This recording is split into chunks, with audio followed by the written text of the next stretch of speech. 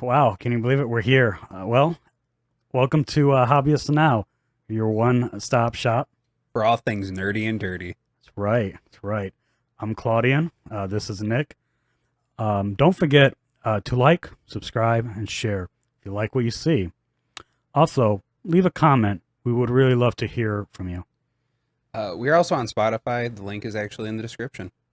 All right. So we're gonna start off the show with some news. Nick, what do you got? All right, so starting us off, so publisher Bandai Namco and developer CyberConnect 2 have announced Dragon Ball Z Kakarot Season Pass 2, which will consist of 3 new story downloadable contents, as well as PlayStation 5 and Xbox Series versions of the game, the base game, that is. I'm sure they'll get the DLC as well. Mhm. Both Season Pass 2 and the new versions will launch in 2023. The first one will be the OG Bardock TV special. The other two have not been announced yet. The game itself is a little repetitive if you haven't played it, but it's still quite a bit of fun. Very well animated, and I don't believe it's that expensive right Mm. now. They haven't given a price on the PlayStation 5 version or the Xbox Series versions yet, but I can't imagine that it'll be that high. Okay. So if you get a chance, check it out. Claudian, what do you got? For those who may not know, the Tokyo Game Show 2022 has been happening, which goes from September 15th to the 18th. Did you know what was going on? I didn't even know. I had no idea I actually. just found this out. Yeah. So a lot of the news stuff was just coming out of there. Um, so speaking of which, here are some of the games from that show that I took a little note to. So I thought maybe you all might want to know about it. So yeah. So at the Tokyo Game Show 2022, Crisis Core Final Fantasy 7 Reunion was shown off to some people that were there. That will have a December 13th, 2022 release. And it'll be on everything Microsoft Windows, Nintendo Switch, PlayStation 4, the PS5, Xbox One, Xbox X Series X and S. Um, and also something that kind of kind of caught my eye that I thought looked pretty cool was a game which I apologize. I have a very hard time naming, but it's um, Yulenden Chronicle, um, Rising Campaign, prequel game, released physically in Japan on January 26th. For those who don't know this series here's some info. The Kickstarter campaign became, in fact, the third most funded game on the platform, behind um, Shinmu 3 and Bloodstained Ritual of the Night in August 2022. The campaign raised over, can you believe this, 481 million yen, or 4.5 million in US. Is that crazy? Dude, that's absolutely nuts. Like, I think we're in the Four wrong. mil for a I game. think we're in the wrong industry. Uh, the game's final stretch goal, which was met at 4.5 million, is a companion town creation RPG by Nitsuum Atoro. The Kickstarter campaign reached its $509,000 goal within 3 hours in July of 2022.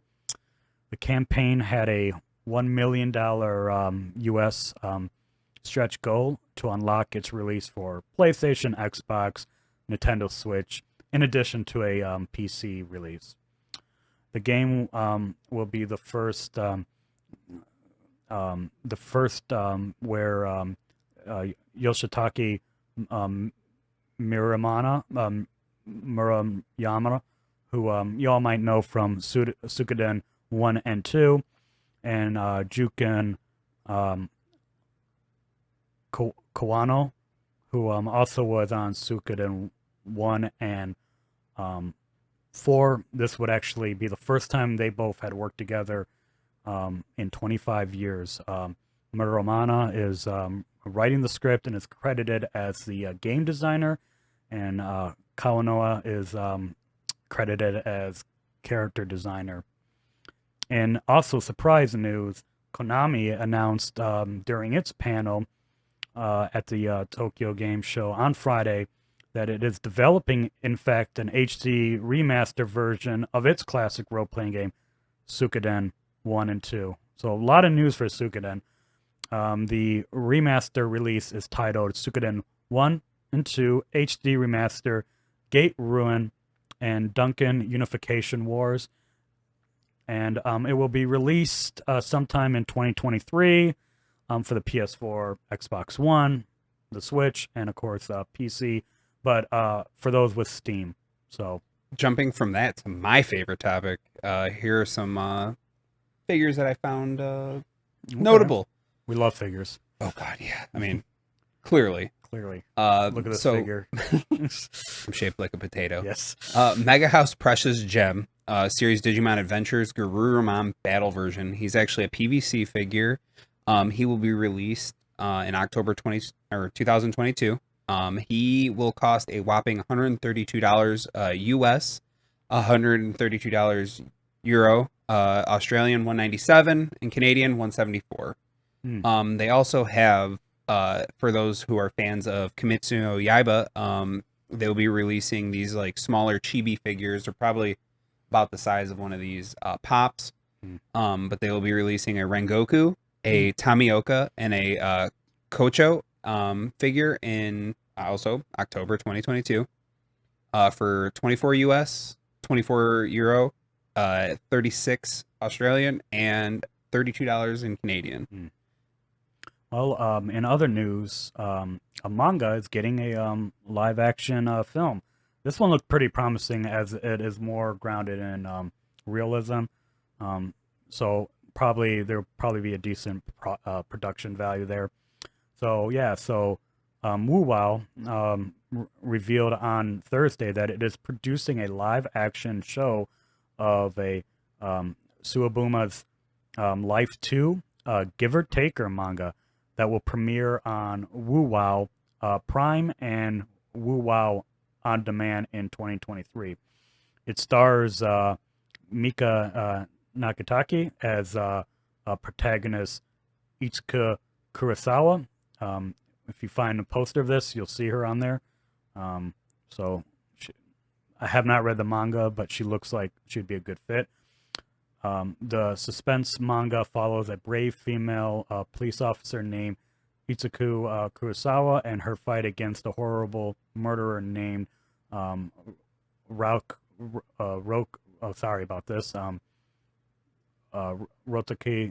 Keshi, who once murdered Itsuka's younger sister. Transferring over to Nick for a little bit more information on the show. Swembo's Limit launched the manga in Kodasha's Afternoon magazine in June 2016 and ended in October 2018. Kodansha published 6 compiled books, volumes of the manga. The original 20-volume Life manga ran in Kodasha's Besuda Friend magazine from 2002 to 2009, and it won Kodansha's manga award in the shoujo category in 2006. Tokyo Pop published 9 volumes of the series before it shut down in North America in 2011. The manga inspired the live-action television series in 2007. Vertical published all 6 volumes of Swembo's Limit manga in 2012, 2013, and it also received a live-action TV series in 2013. Our last piece of news is actually more of a mild warning for anyone who hasn't had the time or even made the plunge to watch this. And I can think most people can tell from the basically warning I just gave that we are talking about the Rings of Power and our thoughts on it. So Claudia, you want to give us some brief thoughts on? Yes. So for those who don't know, there's a Amazon Prime had got the got the license to do very small portion of material from Token, and they went and did a full show, and that is what they call the Rings of Power. There's a total of 8 episodes per season, something around 50 hours total, and this first season has been quite a mess, if I do say so myself. For the casual viewer, probably they would think this is all right, as its own separate thing, as a sci-fi or fantasy. I mean, but for those who are like into like you and I are like the Token Legendarium, where we're simply we kind of know a little bit more about the facts and what actually happens, and they kind of take some real they took some real liberties, and stuff just is not doesn't make sense. The show's got bizarre editing choices. A lot of it's decent most of the time, but there's moments where it was like, oh, why did they do that? Some bad green screening for a show that each episode was something like $30 million. You'd think the green screening would be better. And then something called bizarre blocking, which is something that they do in the film industry when they set up a scene. They'll position where the actors are at, where the cameras are at, and they kind of like rehearse, and that's called blocking. And it's all planned out. So wherever they're standing at in the show, it's literally has been drawn out, laid out, everything, like before they pushed even the record button. So so bizarre blocking choices, terrible dialogue, just too long, just a bunch of just constant nonsense.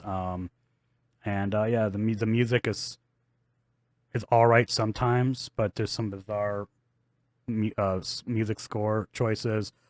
Another issue was in particular episode 1, there's a moment where the soundtrack just abruptly ends, and then like it goes to another scene. Then after that scene, it kind of like almost picks right back up. I thought that was really bizarre. The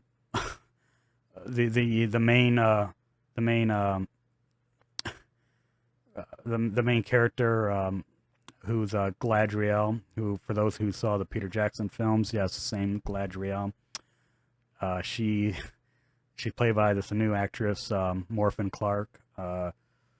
Just kind of like continuously, like, just stone faced, zero emotions, like even the tears are like literally CG. There's a moment where she's like having tears; they're like not even real. It's just you could really see the veneer of like of a show that really doesn't understand the material and it's just effectively and creatively bankrupt in that sense. So Nick, what are your opinions on this? As far as like the show is concerned, I was being the operative word there, past tense, happy that they were bringing out more Lord of the Rings stuff. I've always been a huge fan. I owned the Risk game when I was younger, and I've rewatched the movies countless times, including The Hobbit. I've read the Legendarium as well as the Silmarillion. So it's a little bit dry for those who haven't read it, but at some point we will be doing a show and on all of this. Yes. So you guys don't have to. But anyways, back to the Rings of Power. As far as it's concerned, it was not great. Even as just a continuation or prequel as this is supposed to be. It doesn't follow any of the story at all, and they've been given outlines basically for this, and they dropped the ball. There was some very, very strange stuff going on about one of the main actors, Ismael Cruz Cordova, which I don't personally get. I do think he doesn't fit in there just because of his acting. He is very dry. He's kind of boring. As far as elves, I think he's the only person who actually fit as an elf. Yeah, in my opinion, because he's a very good looking man. He really is. Yeah. Yeah, like he's got the right the jawline, eyes and everything. The jawline and that fucking haircut. Yeah. That haircut, I can't. Elves don't have fades. The fades, yeah. And then He actually is probably a little more well known than I thought he would be, because he's actually Quinn, a Twi'lek from the Mandalorian series in the Yeah. Prison Break episode. Yeah. For those of you who have watched it, so I mean, he's not bad. He does have like some acting chops if you go look at his stuff. Mostly TV shows and smaller production quality stuff. Right. Not that the Mandalorian is even, but he was only in it for an episode or two. Yeah. And you wouldn't have recognized him. He was wearing prosthetics. Full prosthetics, makeup. For those everything. who don't know Star Wars, they're the green alien race with the long tails on their heads. Yeah. And usually the women are often highlighted as like sex slaves in the Star Wars universe. So that's kind of where they're kind of famous for. There's a few Jedis that are also that are also of that race. I heard of all about this whole drama about him being casted. Same thing with the Dwarven Queen. But I don't really look at things like that really. Like, so I was like, okay, that's just their choices, whatever.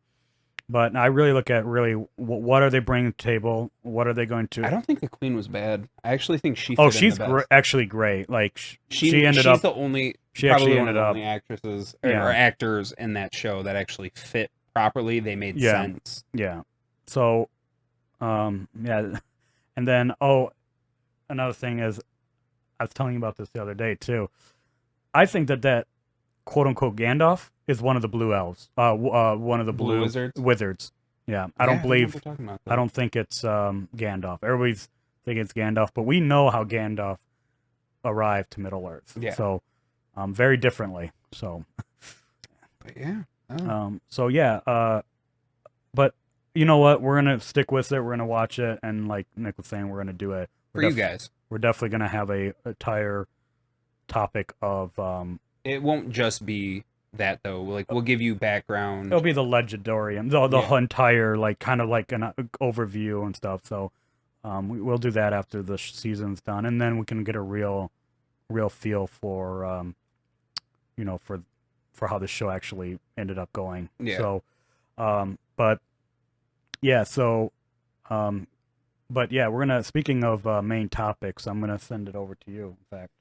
As you can tell by the table, our main topic is actually the first 2 seasons of Yu-Gi-Oh! So Klodian, you want to give us a little exposition on our mangaka? Yeah. So all right. So yeah. So it was started by Kazuo Takanashi, who in 1996 Takanashi launched Yu-Gi-Oh! Under his pen name Kazuki Takanashi in Weekly Shonen Jump, where it was eventually serialized until 2004. The series became a huge success and has sold more than 10 million copies. The series has also received several media adaptations, notably an anime television series and a trading card game developed by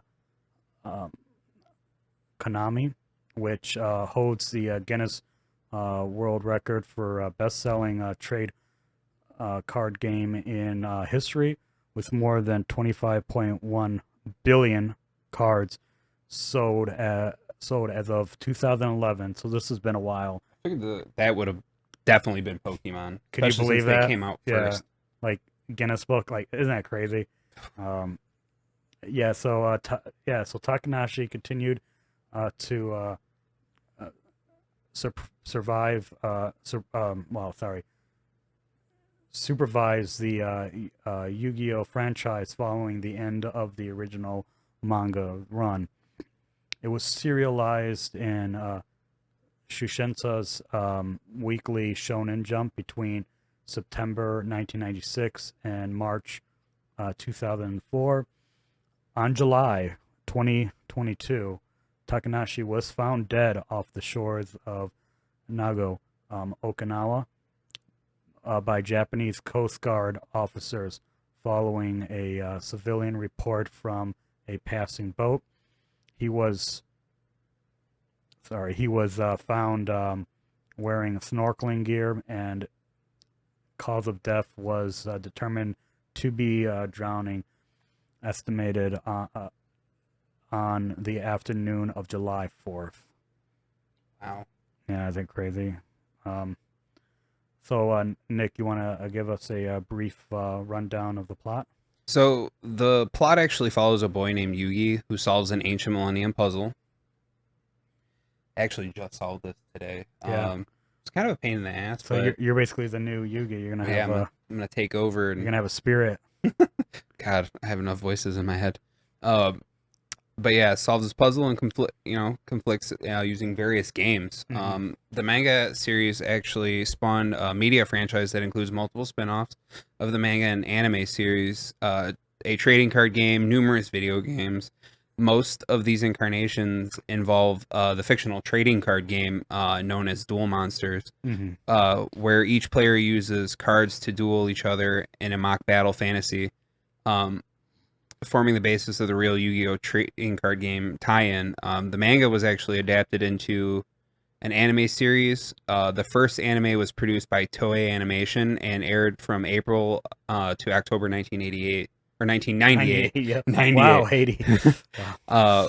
While the second produced by NAS and animated by Studio Gallop titled Yu-Gi-Oh! Duel Monsters aired between April 2000 and September 2004. Yu-Gi-Oh! Has since become the highest grossing media franchise of all time, which does not surprise me even in the slightest. I mean, the cards are expensive. And plus that Guinness Book record. That's got something. That's got a nice little pimp. You can pull in there and be like, "Yep." Yeah, actually, Claudian, you want to give us a little bit of that development info? Yeah. So the development of Yu-Gi-Oh! Is pretty interesting. In fact, in the initial planning stages of the manga, Takanashi wanted, in fact, to write, of all things, would you believe this, a horror manga. Wow, that's actually Yeah. I didn't actually know Yeah. that. Although the end result was, of course, the manga about games, it was clear that that some horror elements influence certain aspects of the story. Uh, Takanashi decided to use battle as his primary theme, since there had been so much fighting in manga. I mean, like look at like Fist of Dragon North Ball. Star, Yeah. Dragon Ball, Dragon Ball Z. Yeah, so he found it difficult to come up with something original. He decided to create a fighting manga where the main character does not hit anybody, but also struggles with the limitations. When the word game came to mind, he found it much easier to work with. Um, Nick? Yeah, so I'll give you a little bit more on this. When an interviewer asked Takahashi if he had tried to introduce young readers to the real life game culture referenced in the series, Takahashi responded by saying that he had simply included stuff he played and enjoyed, and that it may have introduced readers to role playing games and other games. Takahashi added and that he had created some of the games seen in the series. The author stressed the importance of communication between people, often present in tabletop role-playing games, not present in solitary video games. Takahashi added that he feels the quality of communication is not possible. God, if only he knew. Only he knew. I love solitary game. Like I mean, like look at Skyrim. Like, and oh yeah, I mean, I granted this was '98. This was what before like even RuneScape. Like, I mean, this was pretty much like internet was around, but not like that. Yeah, I mean that was what the hackers did. Takahashi had always been interested in games, claiming to have been obsessed as a child, and is still interested in them as an adult. I mean, clearly, so am I. I mean, I own hundreds, if not thousands, no, definitely thousands of these. I mean, just go on Twitch. You see adults literally battling each other live on Twitch. Currently. He considered the player to become a hero. He decided to base the Yu-Gi-Oh! Series around such games, use the idea as a premise. Yugi was a weak, childish boy who had become a hero when he played games with his friends, being one of them. The major themes of Yu-Gi-Oh! He based the names of the characters Yugi and Jonichua on the word Yujo, which means friendship. Hmm. There's actually a card of that. It's Yujo friendship. And for the show, you see that like that Yeah. becomes the biggest theme ever about friendship. Yeah. Definitely. Um, Henshin, the ability to turn into something or someone else, is something Takahashi believed all children dreamed of. He considered Yugi's Henshin, Dark Yugi, Etem, Hmm. a savvy, invincible game player to be a big appeal to children. Which I mean, definitely could see that. Claudian, why don't you give us a little bit more? Yeah. Well, Takanashi said that the card game held strong influences in manga because it happened to invoke the most response from readers. Prior to that point, Takanashi did not plan for the card game to make more than 2 appearances, which is crazy because watching the show, it was like every episode was a card game essentially. Takanashi said that the positive message for readers of the series is that each person has a strong hidden part, like human potential, within himself or herself, and one finds hardships. The hidden part can emerge if one believes in him or herself, in his or her friends. Again, going back to friendship. Takanashi added that it is a pretty consistent theme. Now, the editor of the English version of the Yu-Gi-Oh, Jason Thompson, said that the licensing of Yu-Gi-Oh manga had not been entirely coordinated, so Vid decided to use many of the original characters' names and to keep it more or less violent and gory. Now, I think that was when we were going over the research. Remember, we had the name of T, and it was something else. I think this is where that confusion came Yeah. from. So Thompson said that the manga was almost unchanged from the original Japanese because of the core fan base of the series was, according to Thompson, 8-year-old boys and very few incredible fangirls. And because the series had little interest from the hardcore Japanese-speaking fans, the kind who would post on message boards, as the series was perceived to be too mainstream, the vid editors allowed a surprising amount of leeway in the translation. Thompson said that he had hoped that he did not abuse the leeway he was given. In a 2004 interview, the editors of the United States Shonen Jump mentioned that the Americans were surprised when reading the stories in volumes 1 through 7, as they had not appeared on television as part of the Yu-Gi-Oh! Duel Monsters anime. Takanashi added, "The story is quite violent, isn't it?" As he laughed, as I am too. Nick? So I'm gonna name some of the actual other series that they actually have. So obviously there's the original Yu-Gi-Oh that we all watched and loved. And then they have now, and then right after that they had GX, and then 5Ds, Zexal 2, Arc V, uh, Yu-Gi-Oh! Sevens, and Yu-Gi-Oh! Go Rush, which is still going to this day, apparently.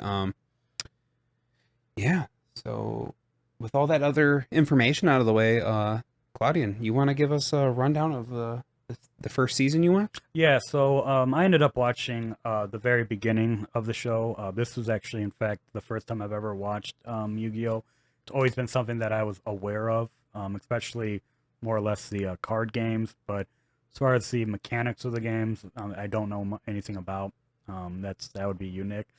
So yeah, I watched the first season, which is known as the Duelist Kingdom, and in that season, it's a typical, it's your typical anime. Essentially, just a lot of introduction to people. You're introduced to Yugi, who, once again, he's given the Millennium Puzzle by his grandfather, who was an archaeologist. Egypt is a very big aspect of the show. Egypt archaeology. in the culture. So, and he solves it, and he gets essentially a spirit. What are they called? They're called Yami. Yamis. Or yes. So he has a Yami version of himself. So every time he plays, he essentially is an avatar for this Yami, who's basically himself. Nobody else sees this Yami. It's just him that experiences it. But people notice a difference, especially with his more mature attitude when playing. So the show basically opens up with little world building. You meet his friends, Joey Wheeler, Tristan Tyler, your favorite, I know, Tia and T Gardner, and essentially they just battle some bullies. Then Yugi gets invited to a tournament that's held by one of the antagonists of the show, Kaba. Wow, Kaba, who Sato Kaba, who essentially hears that he's the best thing in the world, and so he's like, "Oh, okay, I bet I could beat him." So they do battle, and that's kind of when you kind of get a good understanding of the dual battle system on a big arena stage. And of course, he gets defeated by Yugi, and he gets very butthurt about it. And then, but he's not the main protagonist, antagonist. The antagonist of the show is actually one Maximilius Pegasus, who actually, in fact, discovered the game and brought it back to the modern world. So what you're experiencing is all of Pegasus' efforts, and essentially, he eventually kidnaps his grandfather, Yugi's grandfather, that is, and they're forced to go into a major tournament to battle basically the world's best Yu-Gi-Oh players. There's a bunch that you run into, numerous ones that come back, like one that's all American, proud, and known as Bandit Keith, and he's a character. He's actually very good. He's an extremely good player. He uses other players as kind of his minions to battle on behest of him periodically. But and at one point he in fact fought against Pegasus, and Pegasus also has an ancient Egyptian relic, just kind of like how Yugi does. He's got the eye, which basically allows him to perceive human minds. Essentially, he can read people's thoughts. So essentially, Pegasus isn't really a good player. He just knows what your cards are because he can read minds, essentially. And he actually defeats Keith on the sidelines. He's playing the game, and he's like, there's like 4 more moves I can do. And he like calls a kid over and says, "Kid, come over here. Do you want to be world famous?" And he goes over and sits. He's like, "Just play these cards this way, and you're gonna win." And he goes and sits, and that is how Keith is defeated. And so you can imagine Keith is a little hurt by that. Oh God, yeah. But he becomes a pretty much a son of a bitch in the show, though. So, Oh God, yeah. the show does do a lot of this whole redeeming aspects of everybody. They try, but it's there's a lot of fulfillers in the show, a lot of battles, a lot of rebattles, and in the show you also are you're introduced to something called the Shadow Realm, which is like the version of hell. It's like essentially like death, and you can actually enter it, or special people can enter it at least, and so it's used as a mechanism in the show, a way to move the plot forward at points. But one aspect of the Shadow Realm is that like humans can't really survive in it. So, and when you die, or when your cards die, they get sent to the Shadow Realm essentially. And then even at a point in the show where Yugi and the whole group go into the Shadow Realm, they come back out, and then they end up this is all like during a very long tournament in the show. The show's entirely just I would call it a dungeon crawler essentially. Just instead of battling enemies, they're battling other card masters, you know. So, but yeah, that kind of sums up really the show, because it's mostly just introduction and a lot of battles, and good triumphs, of course, friendship triumphs, of course, and not a lot to say about season one because it's weird. You could tell it's definitely the season that the first arcs really they're trying to understand what it is, even at least what Takahashi was trying to understand what it would be. So now I know you had a much more interesting arc. You had the immediately follow arc of mine. You want to talk about that one? Oh yeah. Actually, it's my favorite arc, besides the Waking the Dragons arc, which is the Battle City one, which is season 2. So the show actually starts off with Kaiba starting a Duel Monsters tournament. And they later give you some exposition explaining to you that Kaiba learned about the Egyptian gods, which I have up here, from Merrick's sister. Merrick is the main antagonist of the season 2. You don't learn about him until a little bit later on in the show. But Ishizu tells him about the god cards and actually gives him one of them, which is Obelisk the Tormentor, the blue one. And he goes on a basically thing, throws a tournament to get all of them, Slifer, Ra, and Obelisk. And Merrick is going after all the Millennium items and all the gods. So pretty much the entire show revolves around them trying to get the gods and the Millennium items. The characters do get reintroduced into the show. So like you get to see, obviously Yugi and Atem, which Atem is actually the name of Yami Yugi. You find that out later on in the show. Bakura's reintroduced. He's a villain in there, but also a good guy. It becomes very confusing with him because his human form or his regular form is actually Yugi's friend. And then you have Mai Valentine, who's now a complete good guy. Taya, you have Joey, Ishizu, and then there's the villains, which are reintroduced. Kaiba, I consider him a villain 100%. I mean, he was definitely. Yeah, threatening to unalive yourself in the first season if you lose a card game is pretty messed up. Yeah, I mean, I know he was doing it to save his brother, but yeah, there was a definite. I mean, everybody's saving somebody in the show.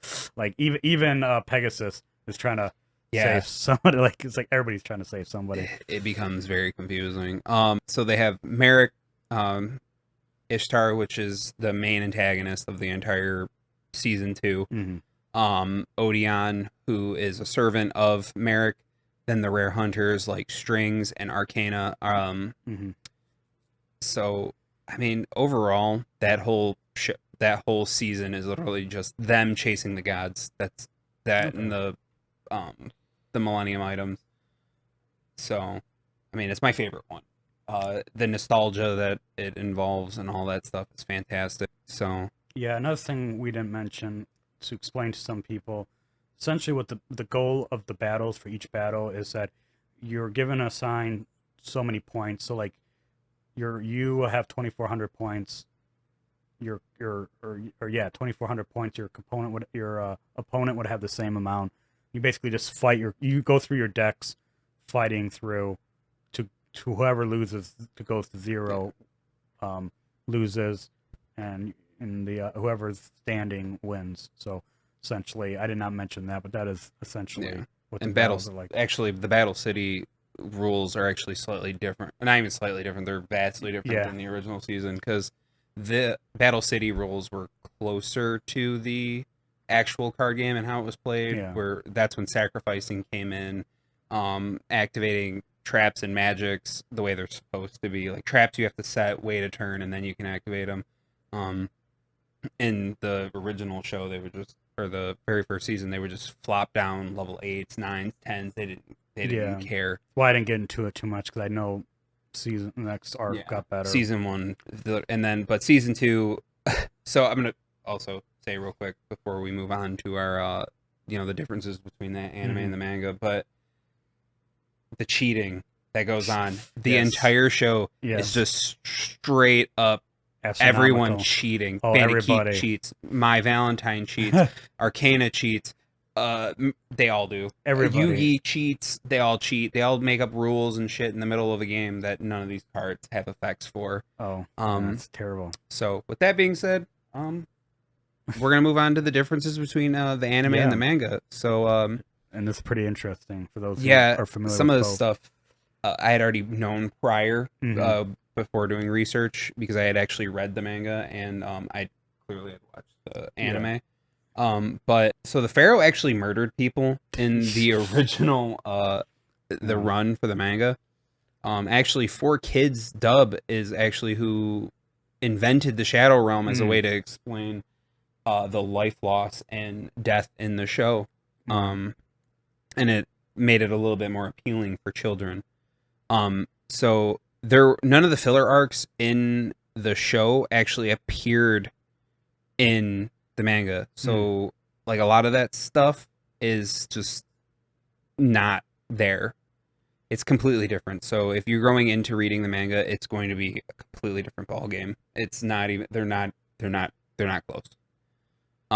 So actually in one of the books, Bakura actually traps the entire cast in a tabletop game.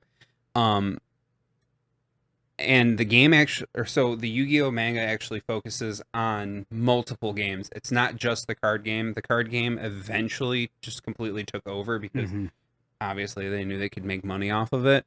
But yeah, pretty much like they played the dice game that they played in I think it's like it's not season is it season 2? It might be season 2. But yeah, so there's that. Like the Bakura trapping them is basically a Dungeons and Dragons game. So it's further from Dungeon Dice game that they played in the show, but still like it was vastly different than the Yu-Gi-Oh we know now. Claudian, why don't you give us some more facts? So I'll start with murder. Of course, Pegasus in the actual it actually kills Bandit Keith. In the anime, they edited out his gun, so but in the manga, he's actually killed. There are no final match in the Duelist Kingdom. Joey is never given a chance to take on Pegasus in the Yu-Gi-Oh manga.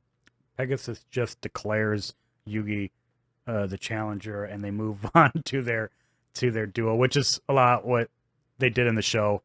Like talk about cheating and stuff. They weren't even cheating. They were just beyond. I don't even know what's beyond cheating. The anime decided to rectify this and give Joey his rightful shot at the title. Bakura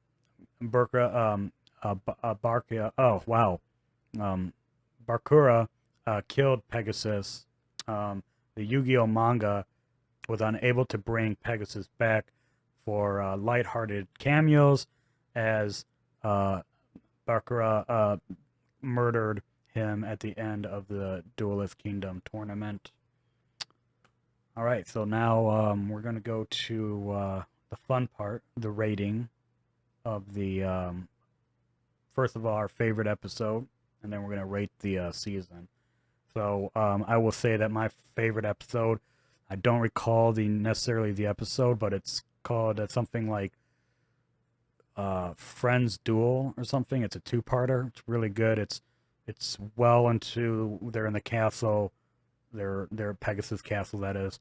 They're working their way up. They're down to the last few people to combat, and Joey and Yugi must fight each other because they're now up. And I thought that was a good episode, good two-parter. As far as rating the show, I would honestly give it probably a solid 8. It's actually well done for what it was. It's got good dubbing. 'Cause I watched the dub version, so it, it was done with care for sure. The show was. So I could only imagine it gets better as each arc goes. But yeah, so I give it an 8. I think it was really good. So as far as my season's my absolute favorite. I'm Mhm. just gonna get straight to the rate. I give it a 9.5, Mm. easy. I mean, season 2, like I said, the nostalgia. I mean, the God cards is literally all you need to say. Like, Mhm. there's not a person who plays Yu-Gi-Oh who doesn't know the God cards, who doesn't know about Battle City. Mhm. I mean, Battle City had everything you could possibly want. Um, the animation was fantastic. I mean, don't get me wrong, some of the stuff was a little weird. I mean, but that's all anime. Yeah. And then they had the nostalgic cards, the introduction of my one of my absolute favorites, which is the Red Dark Magician, which I actually have right there, Mhm. from Arcana, which was one of my favorite duels actually. That was my probably one of my favorite episodes, besides the duel with strings, which also introduces Slifer the Sky Dragon. Um, so yeah, like I Okay. said, a 9.5. That was very easily one of my favorite shows to watch. I loved rewatching it. Was very very pleased with it. Um, Okay. I mean, realistically, if you wanted, you could skip season 1 and go straight to season 2. Yeah. They give you most of the explanation down the road, anyways. Um, so if you feel like it, watch both. But season 2 is by far the best one. I mean, realistically, if they had ended it there, I would have been okay. Okay. But Because it was Fuller's after that, yeah, right? yes, it was. Okay. Yeah. Um, and then so Claude, you want to give us our outro? Yeah. Well, I first want to thank everybody who's made it to this point of the show. That meant you either like something and was sticking through. Um, this is our. This was in fact our very first episode. For those who actually may know us, who started following us, we were on another show, but due to circumstances, we felt that at points that we needed to leave. So yeah, so we're doing this now. We hope that we get we get a thriving community. We hope to hear from you guys. We want to know what you guys thought. Where we can better ourselves. We're always looking for that. So, but yeah, and thank you for like sticking with us, and hope we got more coming. Believe me, we got basically the year planned out already. So, yeah, Nick. Yeah.